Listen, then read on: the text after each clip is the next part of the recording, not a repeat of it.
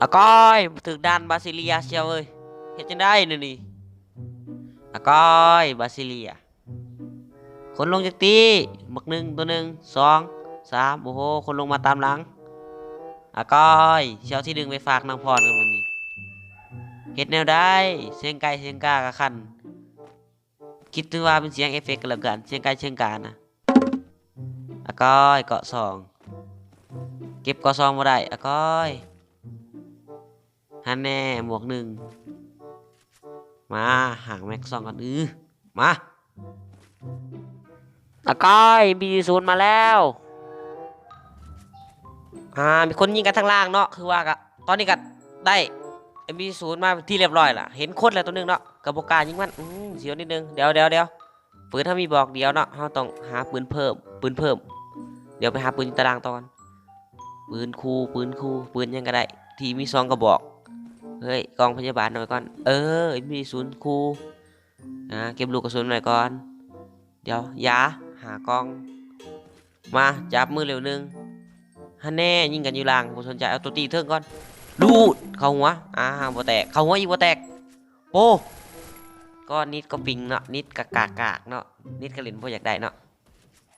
ก้อยยิงมันบ่ตายเฉยใส่มันอีกเลยจังหวะนี้มาแล้วฮันแน่สองคนอยู่เทิงลูดเ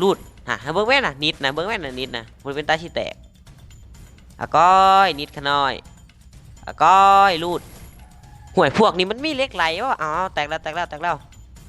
มันก็แตกระเบิดตุ้มลูกดาวสองเฮ้ยดาวสองสามหมดกันมาดาวอยู่นี่ตุ้มแตกเข้าไปเก็บตลาดสารก็ซีมีเอามาอย่าง SVD ว่ะซ้ำก่อนซ้ำเอาศพก่อนซ้ำเอาของก่อนมันมีอย่างในตัวนี้นะชิบุมีอย่างเนาะสุดคือบอทยิงโอ้เข่าหัวเดี๋ยวโอ้โหตัวยิงแห้งเลยยิงโคตรเจ็บ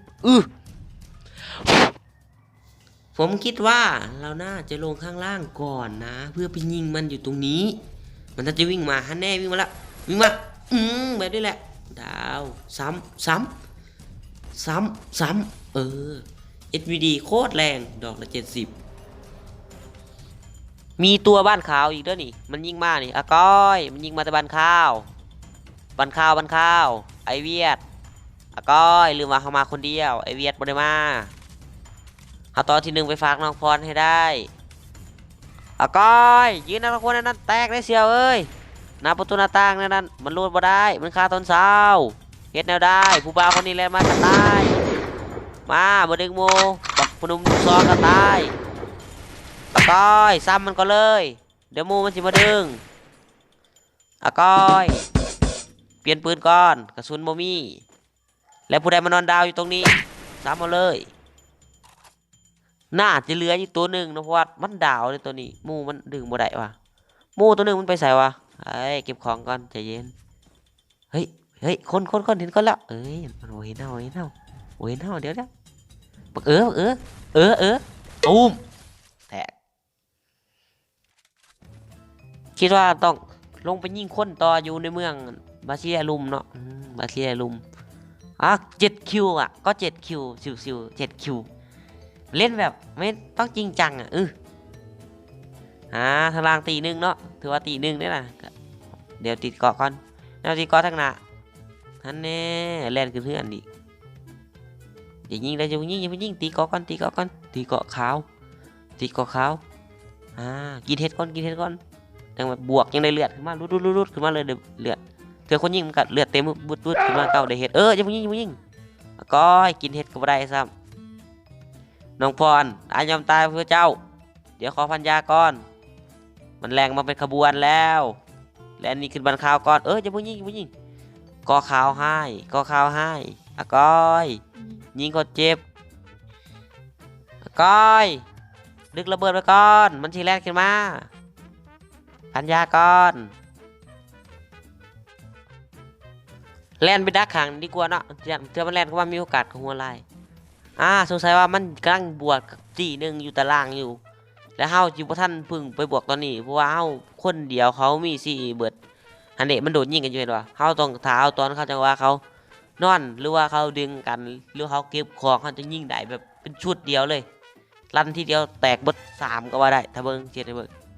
เดี๋ยวให้มันบวกกันก่อนให้มันบวกกันก่อนบวกกันกันเสร็จแล้วบ่อ้าวผู้หนึงตายเห็นว่าดึงกันเห็นว่าน่ะอ้าวบ่เห็นแล้วมันเล่นไปเก็บของเสยตูมแตก2เอาแตกเบิดตีโอ้โหมาดิครับก็ถือว่าแบบเป็นแบบที่แบบสุดคัมโบที่คำเดียวแบบจวดทีเดียวตายนะเก็บยาก่อนยาเก่ากล้องเอามายังว่าหลายหมดไอ้วอของฟู่รีพวกนี้เดี๋ยวทีมสงสัยว่าน่าจะเบิดเลยเนาะคนแถวนี้มันก็จะโบมี่อีกต่อไปละไอ้วอ1 ลูกเก็บไปก่อนฮันแน่โบมีคนมาดอกนี่โบมีดอกโบมีใจโบมีคนโบมีเบิดแล้วคนเดี๋ยวจะพูดยิงเดี๋ยวติดขี่ไว้เดี๋ยวไอ้ว่ามามาคนเดียวอยู่บ่มาคนเดียวมันมาคนเดียวครับเดี๋ยวพันยาก่อนเดี๋ยวพันบอลนี่บ่ปลอดภัยพันยาเร็วเอ้ยตูมฮันแน่ดาวซ้ำด้วยความเร็วสูงเอามาดอกหนึ่งไปหนีก่อนจุกหมูอยู่ใส่วะหมูตรงมาเลยนอนเนี่ยนี่นะเฮ้ยเดี๋ยวขอพันยากองหนึ่งก่อนเขามากับมีเนาะมากระปอมซื้อมีเฮาไปแล้วเดี๋ยวมาเก็บศพกองมันก่อนมันมีมูลมาแล้วจะมึงยิงโอ้โหทั้งแล่นกายทั้งกระบอกกระบะมาแล้วโอ้ซิวหนาปัดกันได้ว่าก็ไอ้ว่าก็เบิดแล้วดึกระเบิดเหลื่อมตาไว้พันยาก่อนเอาสงสัยว่าตัวนี้มันแล่นไปเก็บของนะเพราะว่าวิบเข้าไปในนี้โอ้ยแม่นบ่วะโมเมนต์คิดว่ามันแล่นมาเก็บของสุดดอกมันต้องมีคนมาเก็บของนะแต่คนหนึ่งเขาอยากลงไปกินเห็ดได้ปะแต่ก็ลงไม่ได้คอซี่ก็สิแตกหมวกก็สิคูไพ่มาเก็บเห็ดไม่เก็บของแตกซ้ำด้วยระเบิดไฟอิดาโอตูมแตกไปแล้วนึงเดี๋ยวเขาต้องโดดลงตารางดีกว่าแน่นี่ก็เห็นจะได้เสียวเลยต้องโดดลงตารางตอนนี้อันแน่อยู่ใส่มันอยู่ทั้งเฮือนนะมันแรงไปทั้งเฮือนแหละชาวนี้แรงไปทั้งเฮือนละมันลงมาตารางมันแรงไปทั้งเฮือนรถมันเดี๋ยวนี้มาแรงมาอยู่ใส่โดดลงมา